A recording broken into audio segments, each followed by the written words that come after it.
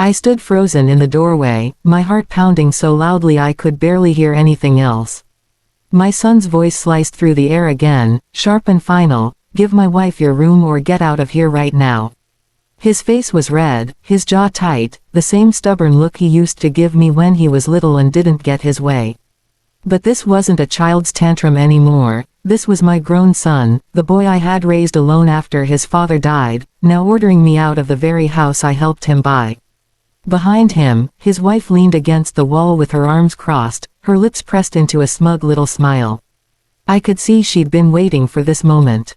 She didn't say a word, but her silence said everything. She wanted me gone. The room in question, my room, wasn't just a place to sleep. It was the last piece of my husband that I had left.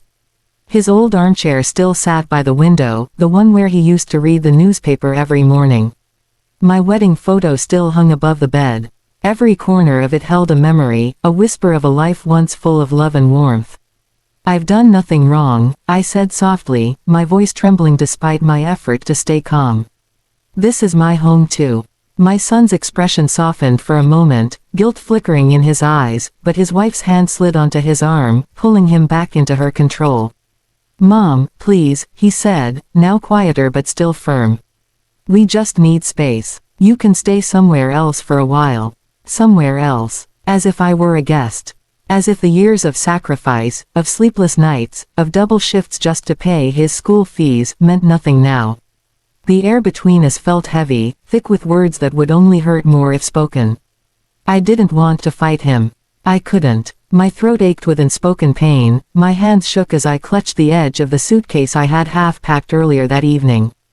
Through the open window, I could see the small garden outside, the same one my husband and I had planted when we first moved here.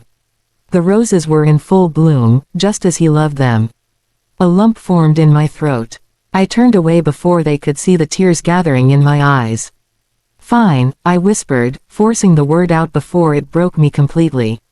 "If that's what you want."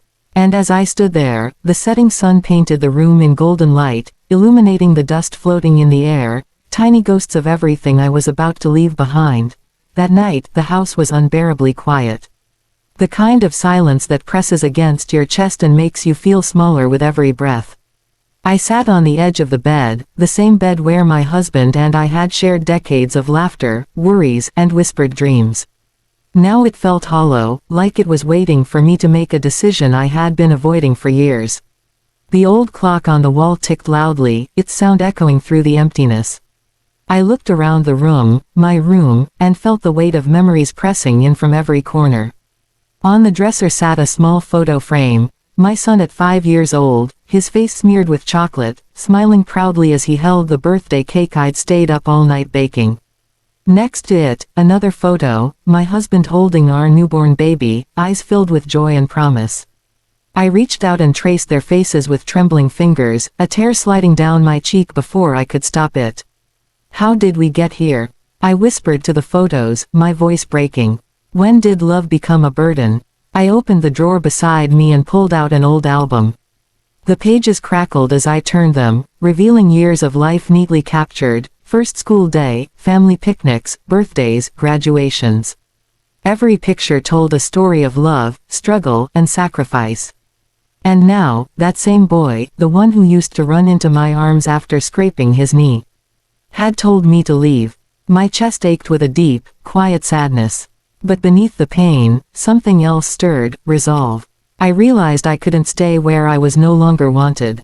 I couldn't live in a house that had turned from a home into a place of silent rejection. Slowly, I began to pack the rest of my things. Each item I placed in the suitcase felt like closing a chapter, a folded dress, a pair of slippers, a small box of letters my husband had written me years ago. When I was done, I took one last look around. The air smelled faintly of lavender, the scent I'd always used to make the house feel warm.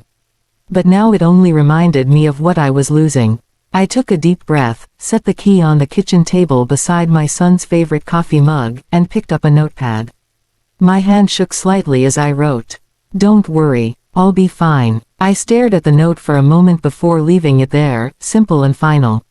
Then I picked up my bag, opened the door quietly, and stepped outside.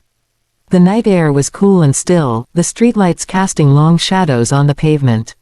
For a brief moment, I turned back to look at the house, the glowing windows, the faint laughter coming from inside. My heart twisted, but I didn't go back. I couldn't. I walked down the road slowly, the sound of my footsteps the only companion in the night. I didn't know where I was going. But for the first time in a long time, I felt something I hadn't felt inside that house for years: freedom. The mornings in the countryside were different, softer, kinder. The air carried the scent of fresh bread and dew-soaked grass, and the distant sound of birds woke me before the sun even peeked over the hills. I would wrap a shawl around my shoulders, step outside the small cottage behind the inn, and feel the cool earth beneath my feet. Each day began quietly, without shouting, without tension, only peace. After leaving that night, I had wandered for 2 days before finding this place, a little inn by the roadside, run by a woman named Clara. She had gray hair, gentle eyes, and a voice that carried warmth in every word. "You look like you need rest," she'd said when she first saw me standing outside her gate, exhausted and lost. I nodded, too tired to speak. She offered me tea, then a room, then a job. Now, weeks later, I worked there full-time. I cleaned rooms in the morning, baked bread in the afternoon, and tended to the garden in the evenings. Clara never asked too many questions. She simply smiled and said, "Sometimes people arrive here because they're meant to start over."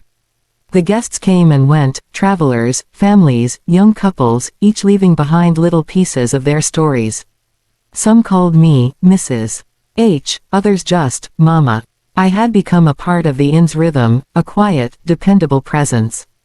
And with every loaf of bread I baked, every flower I planted, I felt pieces of myself slowly return.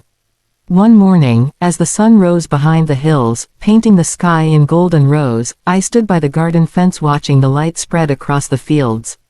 The flowers I'd planted were blooming again, roses, the same kind my husband once loved. I smiled faintly, touching a petal still wet with dew. For the first time in years, my heart didn't ache when I thought of him. It felt full, like he was there, watching, proud. Just then, my phone buzzed in the pocket of my apron. I hadn't touched it much since I left. Most of the world, including my son, had been left behind in that house. But something made me check it. It was a message from him. "Mom, I'm sorry. Please come home." I stared at the screen for a long moment, my hands trembling slightly. Memories flooded back, his angry face, his wife's cold stare, the echo of his voice demanding that I leave. But behind all that, I could still hear the little boy he used to be, the one who once hugged me tight after every nightmare, the one who promised to take care of me when I got old. I sat down on the wooden bench near the garden and took a deep breath. The breeze carried the scent of roses and warm bread from the kitchen. I realized that I was already surrounded by love, quiet, gentle love that didn't demand or wound. With a small, calm smile, I typed my reply. "I already am home." Then I slipped the phone back into my pocket and went inside to knead the morning dough. The dough was soft beneath my hands, warm and alive. Outside, the sun climbed higher, filling the little inn with light. And for the first time in a long, long while, I knew I had finally found peace, not in the house I left behind, but in the life I chose for myself.